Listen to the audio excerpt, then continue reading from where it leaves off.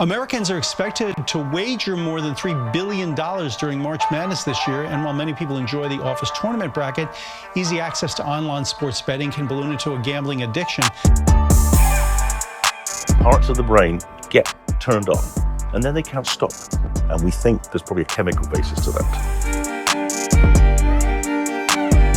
And what happens in gambling is that you get a hit of dopamine in the brain. And dopamine's that neurotransmitter that makes us feel so good. When a person wins, there is a release of dopamine, of course. When dopamine is released too rapidly, it produces cravings. Winning and waiting to see if you've won, the anticipation, they're both pretty much the same.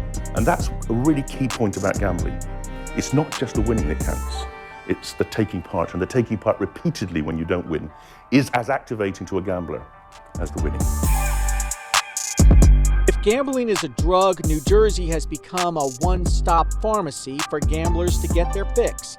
With legalized sports betting, you can now bet online, on your phone, at the racetrack, and the old-fashioned way, in the casino. And some will lose everything.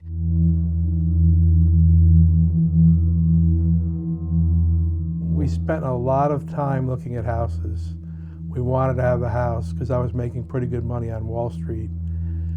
And we bought this little house we're sitting in right now, figuring we'd have bigger houses and much riches ahead of us. But because of things I'm going to tell you in my story, we're still in our little house 33 years later. Was that the plan? No, it wasn't. Thank you for calling the 800-GAMBLER helpline. This is a confidential call. The people that call into 800-GAMBLER are usually at their bottom of the barrel, per se, moment. I've been in your shoes, essentially, walking out of the casino and at the lowest point. So my son got a phone call. Not one of my finest moments. Maybe the second time I relapsed with the gambling, where she thought, I can't have this guy in my life anymore, he's too destructive. I caused a lot of financial destruction, but emotional destruction was 10 times outweighs that.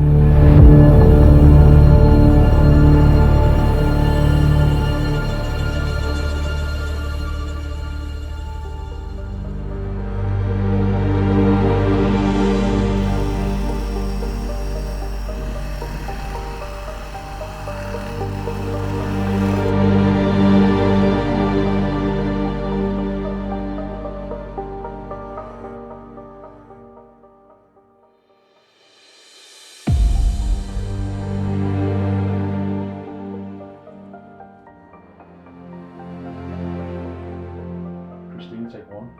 Mark. Okay, so this has been an 8-year journey for you, Christine. Yes. Where do you hope to be in another 8 years? In 8 years' time from now, I see myself continuing to help others, to let them find their voices. I believe there's power in numbers. As strong as I feel and how far that I have come in my recovery, I do not trust myself, nor do I want to put myself in a position to go into a gambling establishment, to even come close to where I was prior. Recovery is what I know. Now, when I go into my presentations or when I'm speaking to people about how dangerous and how, this almost destroyed and took my life, being able to be in this job and be able to be that person who helped me keeps me straight. It keeps me going. Gambling isn't a problem for everyone if it stays for what it was meant to be, and that's entertainment. It's not. It's legal, it can be done. I am not against gambling. I'm against gambling for me.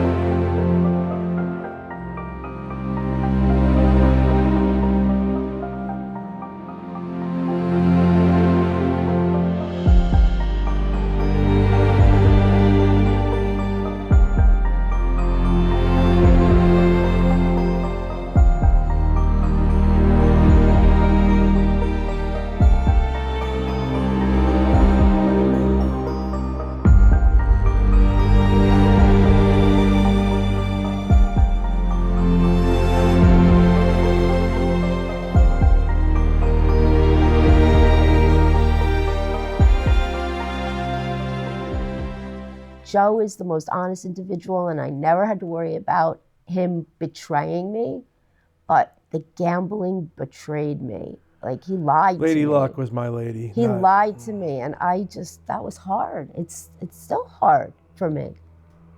He's doing what he has to do, but every day the compulsive gambler is always there. And he knows that he can't have any money, and he knows that he can't control the finances. Sorry to cut you off. I walk around with no money. No credit cards, no debit cards, not $1.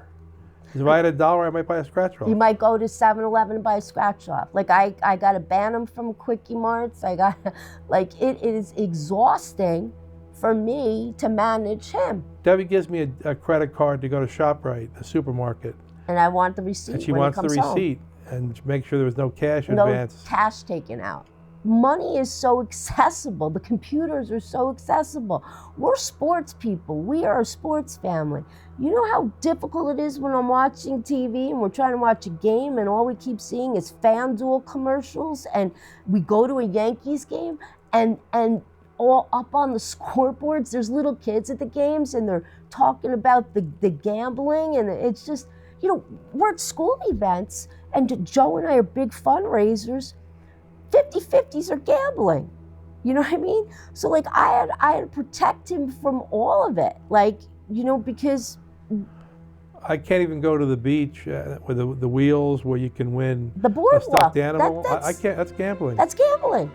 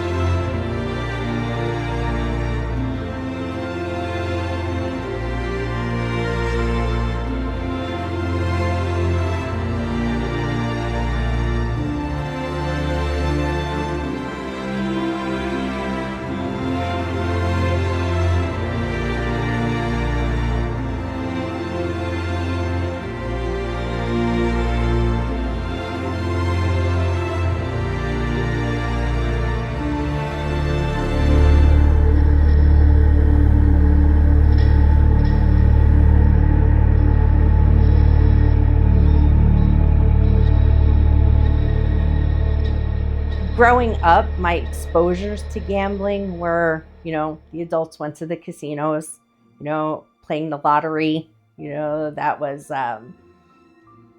big. Racetracks with my grandparents, you know, I had those really good memories of, you know, just having fun, being a kid, you know, here's a scratch off, things like that. But it was limited. Like, I understood that it was an adult activity for the most part, and when we can participate, kind of made me feel like, oh, okay, I get it. It was just a fun thing to do, you know, kind of made you feel older than you were, or you had some kind of responsibility, but it was just, it was an afterthought.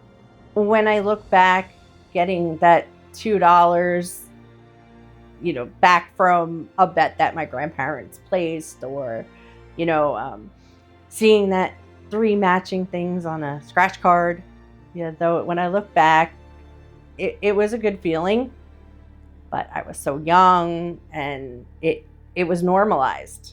Like, that wasn't bad. I didn't see that as an issue. I started gambling, mostly horses, sports betting, scratch-offs, the lottery, but I found fantasy football. I mean, I'm a big sports fan. I'm a big numbers guy. I'm a competitive person. My first bet was I was 8 years old, and I remember like it was yesterday, the adrenaline rush when my dad brought home a football ticket where you picked a parlay card, they called them. You picked 4 games, and if you got them all right, you got 10-to-1 odds. And I spent hours trying to decide who was going to win Army, Navy, and Yale, Harvard, and Jets, Giants. And this was over $1. But I mean, I was a gambler from a young age, but the drinking, because of the nature of drinking, is so much more obvious. And I made a lot of money. I mean, I made really good money. Enough where the gambling I was doing was easily hidden. So I was okay with that, you know, when we were younger, because it wasn't like to me, he worked hard and his job was so miserable, like that was like an outlet for him, you know, and it wasn't impeding on our life at all. But it started to when he wanted to be going to the track every Friday night. You know, I want my with 2 young kids. Yeah, 2 young kids, and I'm home all day, you know, alone with my children. And then my husband doesn't want to come home from work, and he wants to go to the track on Friday nights. And then it was starting to become more of a thing, like every Friday night almost. And then, and just watching horse racing on TV. Poker on the computer. Poker. So when the computer, that was the thing. We didn't have a computer, and then all of a sudden computers, you got your computer, right? So then he started playing poker on the computer, and then he was on the computer all the time, you know? And it was just, I was lonely, to be quite frank, you know? I was not making enough money to support the family and support my gambling addiction. So that's where I went to credit cards and took cash advances on credit cards behind Debbie's back. How Debbie never got the credit card bills, I guess you never thought twice about them? No, you were grabbing them. For a long time I grabbed them. Because he was working like on a commission job, so he was like in and out of the house and stuff, and he would grab the mail, and I didn't see them. I knew at that point the gambling was out of hand in terms of how much I was doing it, what I was picking it over. My son would ask me to have a catch with him, and my son needed to practice. And I would say, Peter, I'm on the computer working, give me a minute. And he would look at the computer and see a poker game.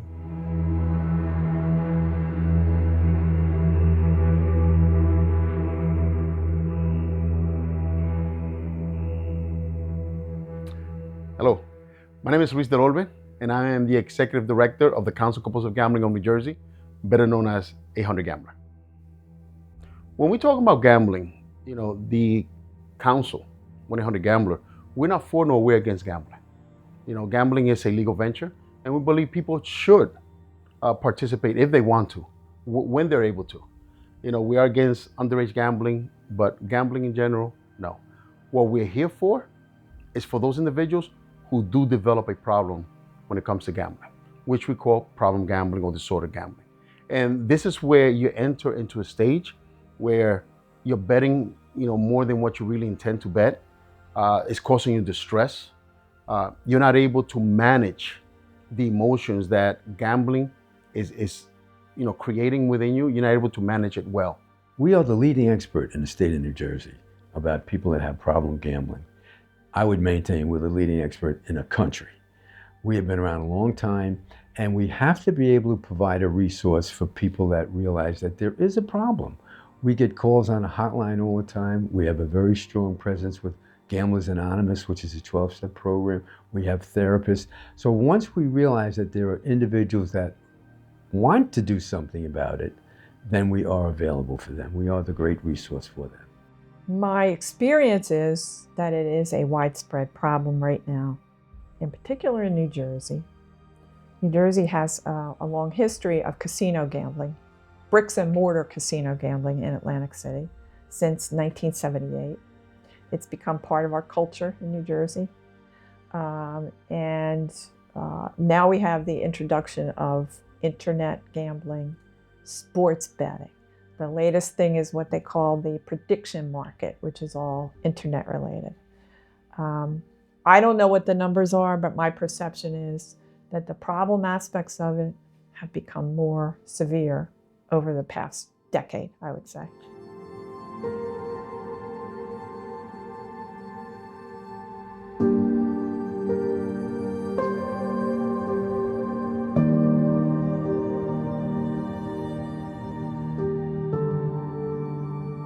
You know, in the United States, you know, if you look at the rate or the percentage of people that says that they fall within the problem gambling area, they're talking about 2 to 3% of the population. But 2 to 3% of the population of 350 million people, we talk millions of people. In New Jersey and Nevada tends to have a higher rate when it comes to problem gambling. New Jersey at one time was over 6%, where the national average was 2%. Now we're verging. The last study that they did was a while back, and now we're talking about maybe 5.3 in New Jersey. But because of the call volume and the people that are in treatment in New Jersey when it comes to problem gambling, we believe it's higher. So we're hoping that we're able to soon be able to do some sort of study that'll give us a better or exact rate of exactly how big the problem is.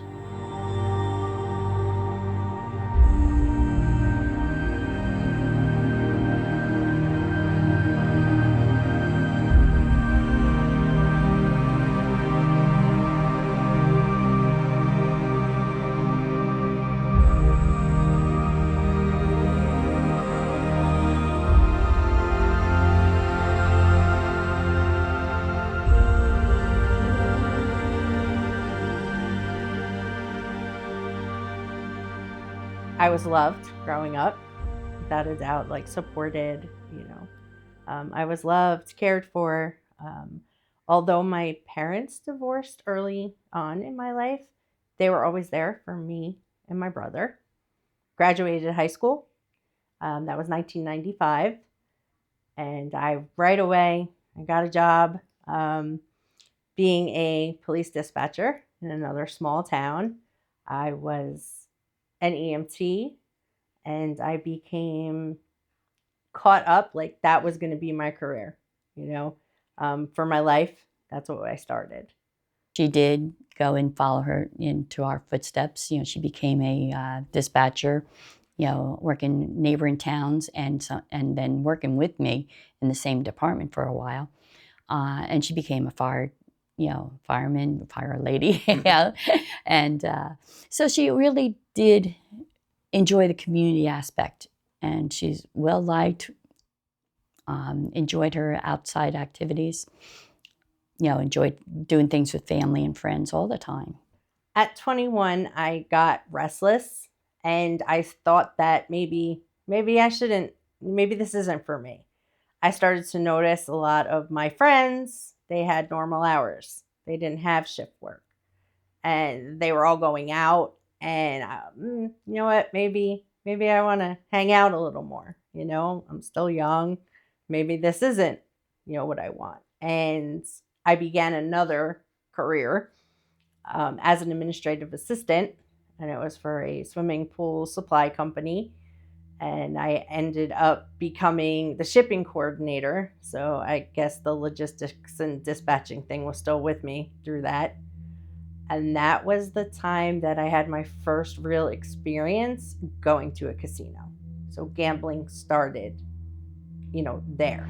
I got to the casino. I was there on a work event that they were having, and I got to spend the day.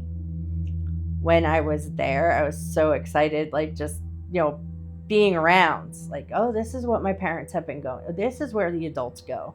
This is what happens. Okay, bright lights, I got to the first slot machine I ever played, and I was there. We were still using like tokens, back then, actual money, not like it is today, actual money. And I started playing this machine. It was like everything, I turned to gold that day. It was so easy. I didn't lose any money. I actually got a large sum. So it was, hey, this is fun. This is enjoyable. That was a good day. And went home and took, I took everything, and so responsible about it. I was excited. This was like, a month's rent.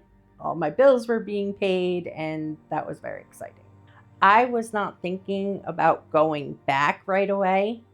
I thought about all the things that were going to come of this. I was going to be ahead on my bills. I had a new niece living in Louisiana. My brother had my first niece. So I had a baby I could go visit. Put that money aside, and I was ready. I was like, wow, that put me ahead and I felt responsible. In that first day, I had taken home $5,000. Easy. I was getting the bells and the whistles, the jackpots. I, called my friend. She was on the other side and I was like, okay, you have to come here because I don't know what this thing is doing. And every machine that we went to, it was just that day. And getting home, having that large sum of money was just wow. It was unlike, I didn't believe I was that lucky. After that first experience, I wasn't planning on going back anytime soon. Right after that, it came to be that I kind of felt like I was in a special club because the fan mail started coming in from the casino. And with that fan mail, they told their friends, and the other casinos started sending me mail. And in those mail were the offers. We're going to give you free rooms. We're going to give you comp food. You can come down and enjoy a show. We were giving you all these things to want you to come back. And I remember getting it all and saying, well, okay. Being very responsible about it, I would say, well, that would be a good idea. I could have a couple vacation days, take some vacation days, and everything is, pretty much covered. You're going to give me a room, so I don't have to worry about a hotel room. The only thing I have to worry about is getting there. And that would become good for a while. I could meet my friends down there. It just made it easy.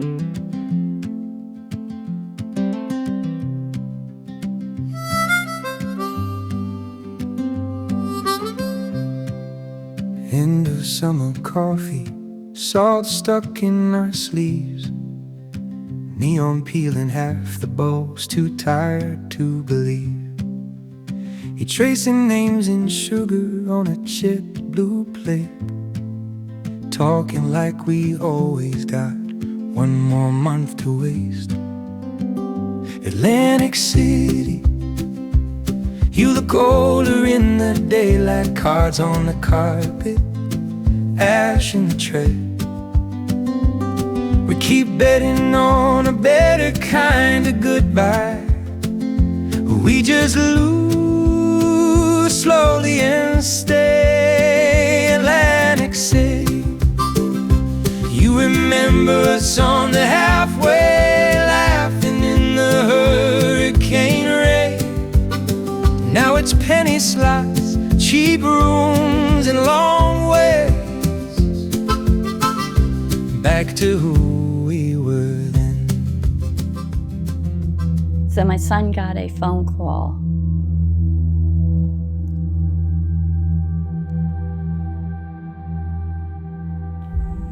Not one of my finest moments.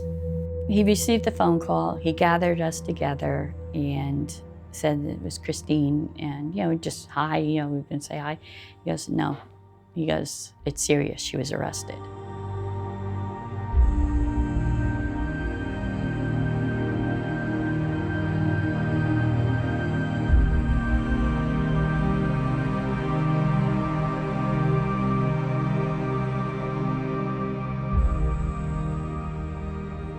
Over the course of that year and a half, I had stolen over $52,000. They told me that the investigation was going to start. They called the department that I was working for, my dispatching job. They called that department and let them know. I got a call from the captain. I don't think they thought, what is this? This can't be.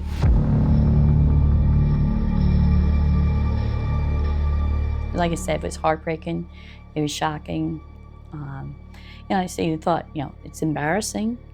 I said, I work for the police department and my daughter's getting arrested. Yes, it's embarrassing to me, but my thought was more, I need to be there for her.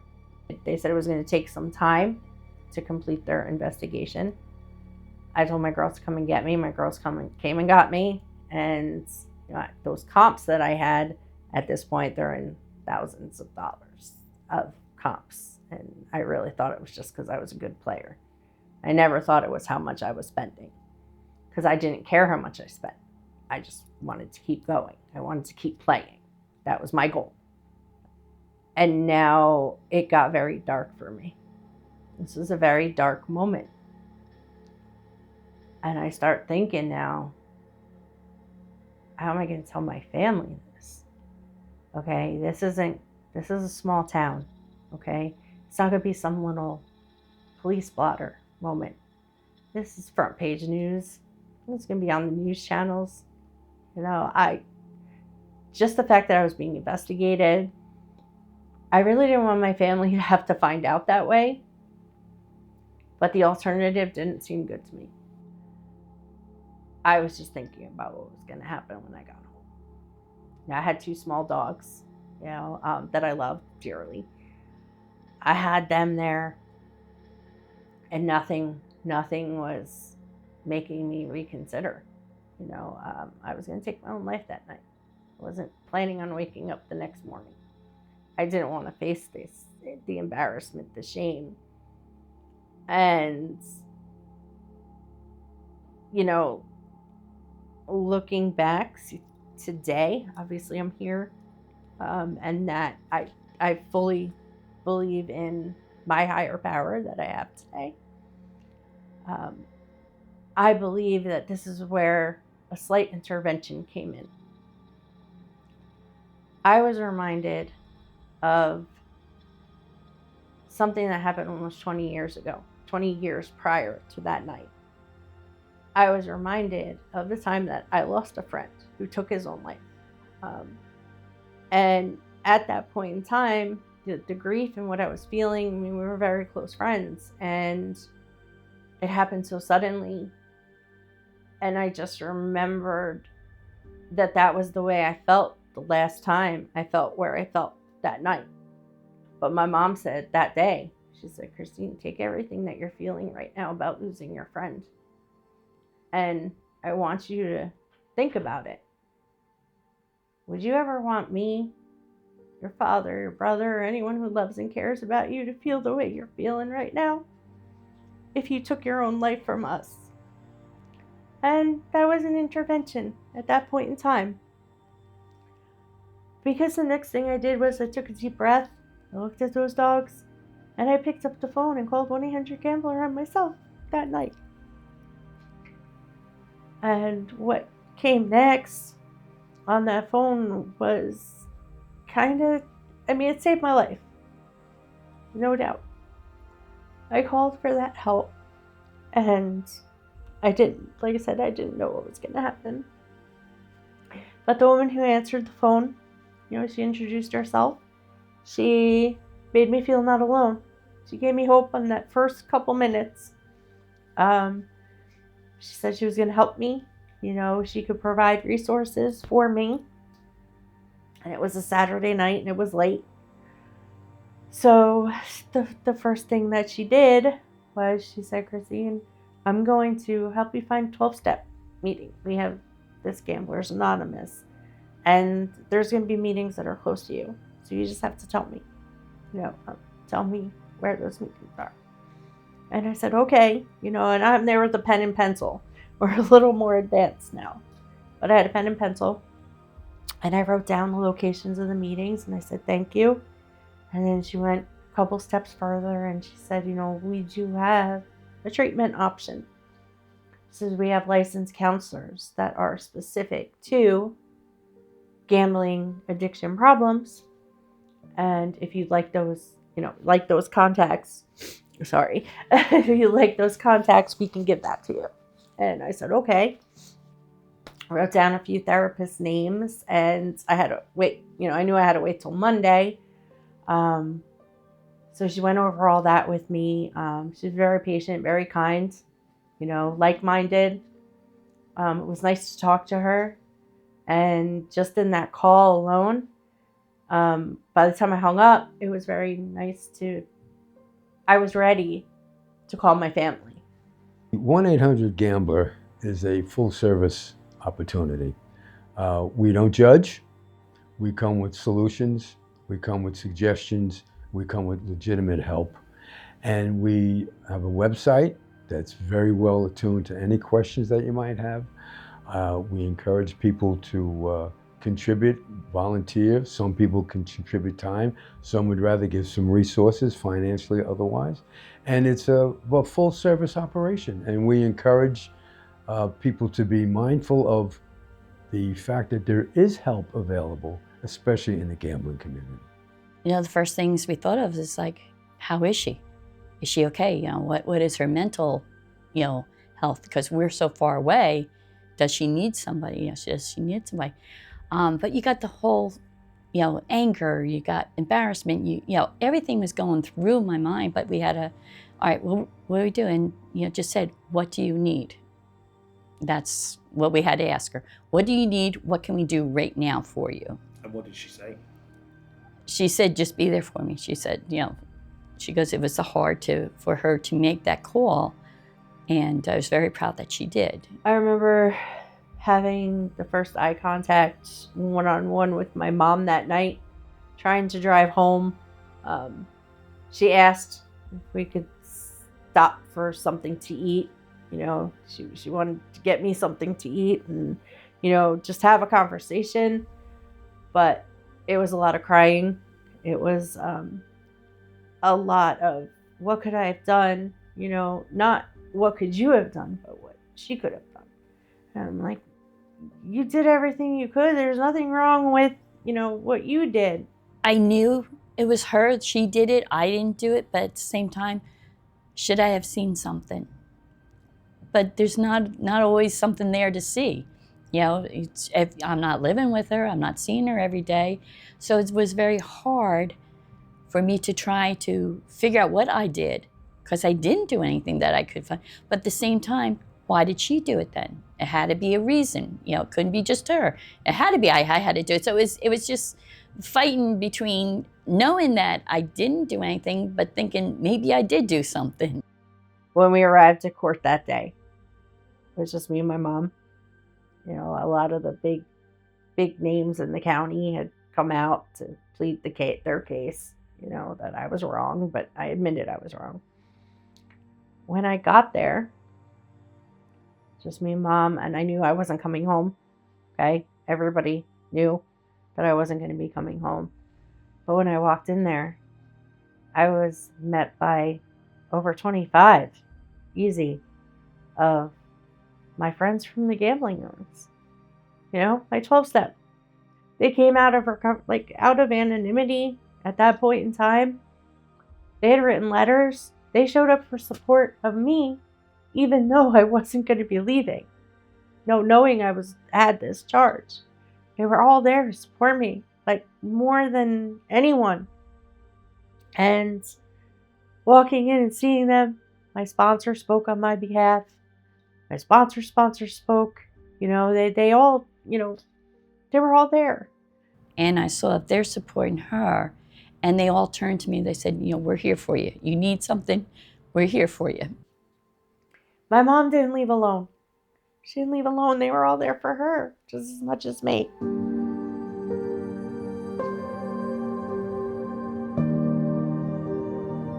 I had to look at all those people that I judged, you know, in the past, not meaning to. All the people that I was like, oh, those are bad people. Like, I'll never be that. Well, here we are, you know. Here's your reality. You are that. You know, and I think that changed my mindset a lot.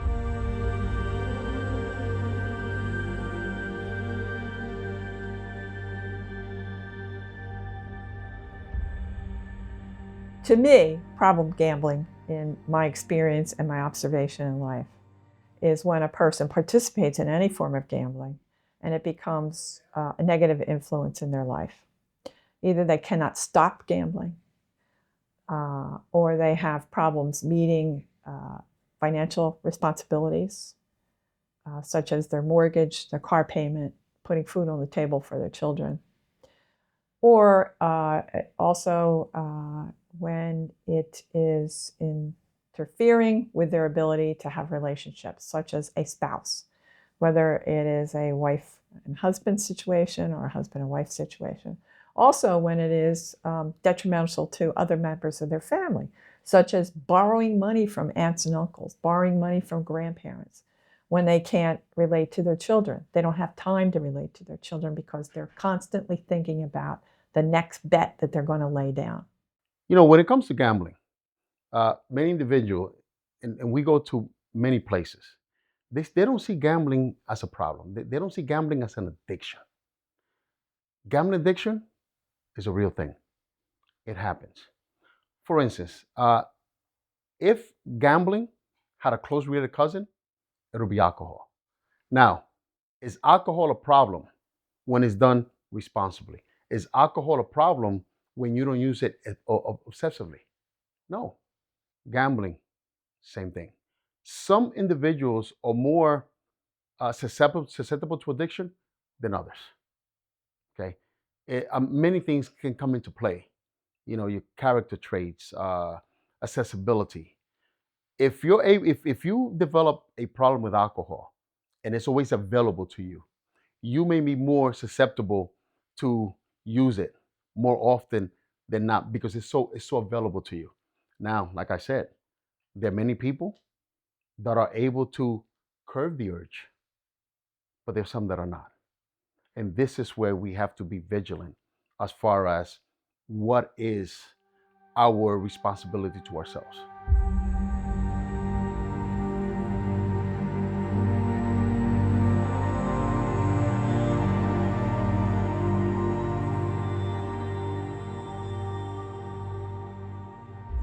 For 19 years, I was an in-house attorney at several of the Atlantic City brick and mortar casinos. Before that, I was a regulator. Then I was on the bench. So I've had the opportunity to observe both those individual groups and also to observe what's going on around us in the world. The casinos are highly regulated in New Jersey, as they are in most locations. So my entree to the casinos was because I started out as a regulator. I was a part of the Division of Casino Gaming Enforcement. I don't think that the folks who work in casino gambling want to destroy people's lives. They want to provide entertainment. And for a lot of people, gambling is entertainment. For a small number of people, that form of entertainment becomes a problem. The person sitting at the top of the casinos, the person sitting at the table at the casinos, the person walking around the floor giving out liquor, drinks at the casinos, even the restaurateurs at the casinos, they do not want to see people being destroyed by casino gambling. So they recognize that that is a problem, and they tried their best, in my experience, at least the casinos I worked for tried their best to recognize the problem gambler and to help give that problem gambler some resources to overcome that problem. Online gambling has a different set of regulations because you can't get there at the bricks and mortar. But when it comes to the recognition of problem gambling, the online casinos have the same responsibility to use, number one, to set up recognition programs where they will recognize through whatever technology they use the problem gambler, and that also that they make known, such as 1-800-GAMBLER. We had to use that on our advertising. Now, whether that was effective in the tiny little print that we used to use, but there is a responsibility both for the bricks and mortar casino and also for online gambling and also for sportsbook gambling, that some attention needs to be given by the organizations who run the gambling facilities to the issue of problem gambling.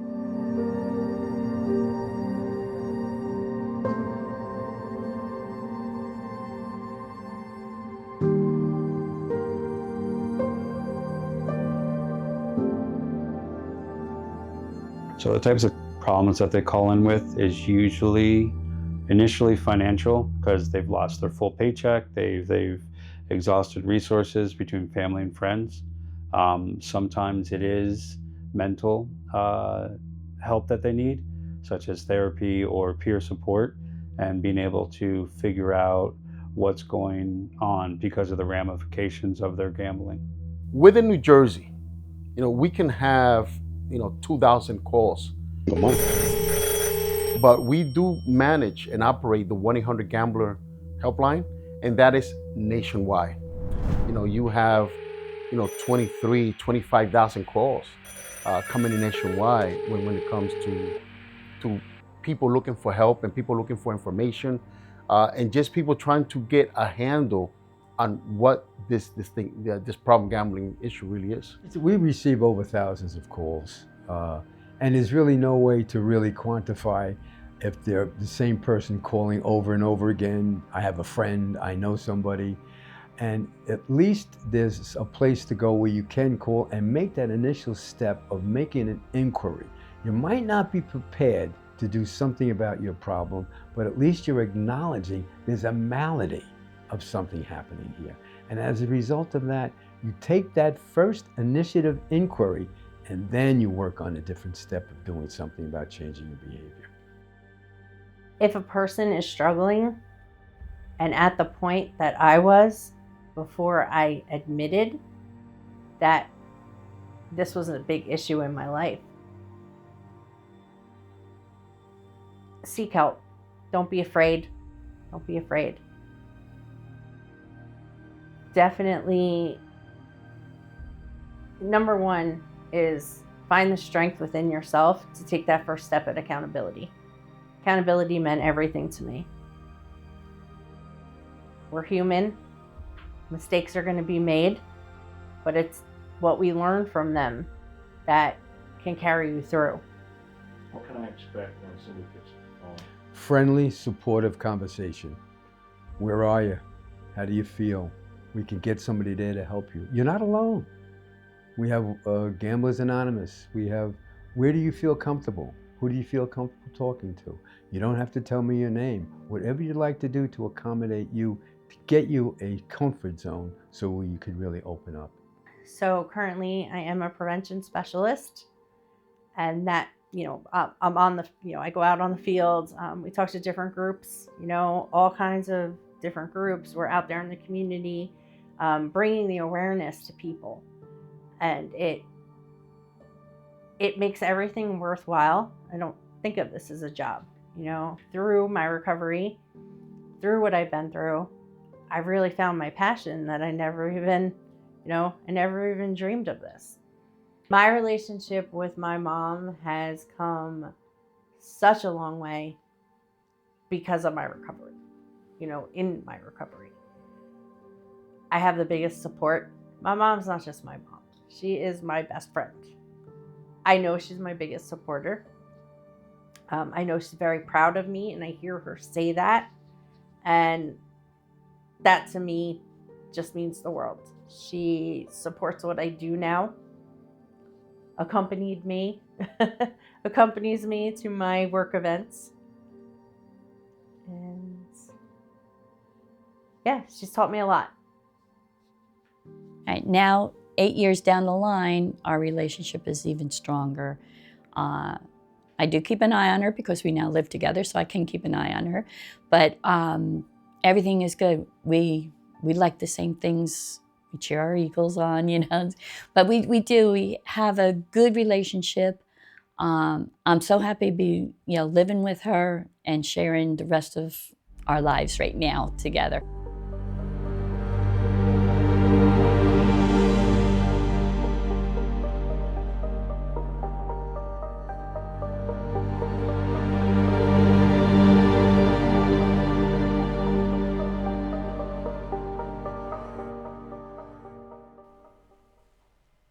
Have you forgiven him? Well, I have to forgive because I can't live with the bitterness for the marriage to work. But I don't forget, and am I still angry? Heck yeah. I'm mad. I'm mad that I was duped. I'm mad that I was lied to. I'm mad that I can't do the things that I want to do because the money I thought was there isn't there anymore. You know, I'm mad that I work a couple jobs. You know, I forgive him because he is working hard every day, and this is an addiction, and it's not something he did because he just felt like doing it. He did it because it's an illness, and I think that's what the world has to understand, that it's an illness just like the other addictions.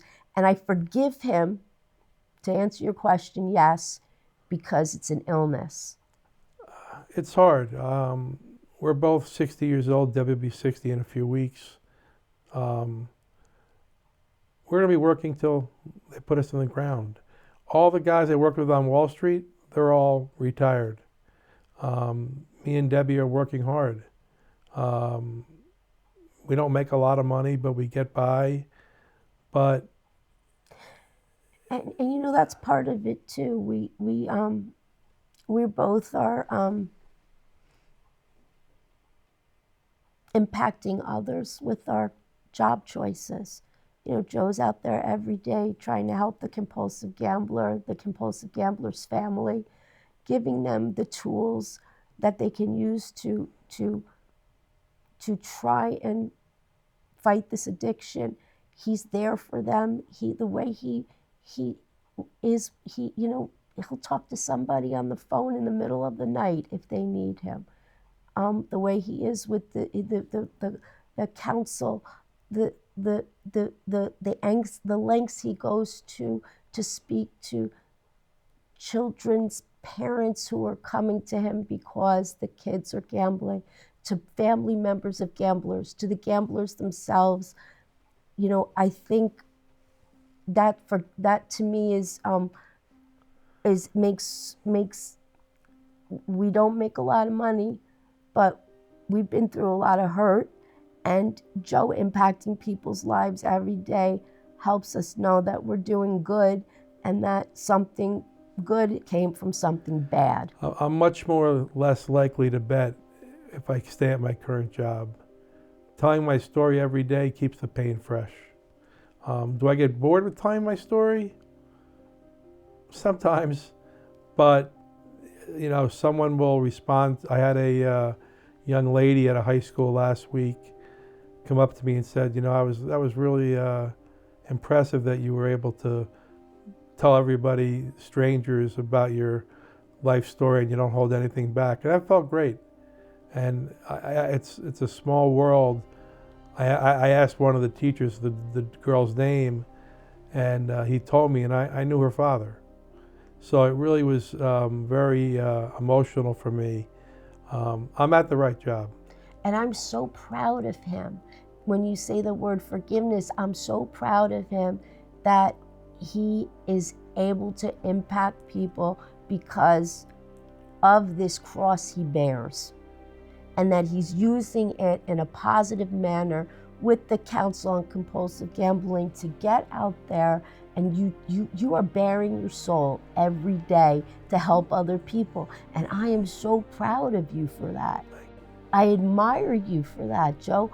And our friends admire you because our friends now know everything. Like, Joe's come clean with everybody. And our friends admire the work you're doing with the council, that you're impacting people every day. Like, you're where you need to be. God put you there because you struggled and we went through some awful times, but now you can take all of that experience and you're bringing it to others and you're impacting them. And I admire you and I am proud of you for that.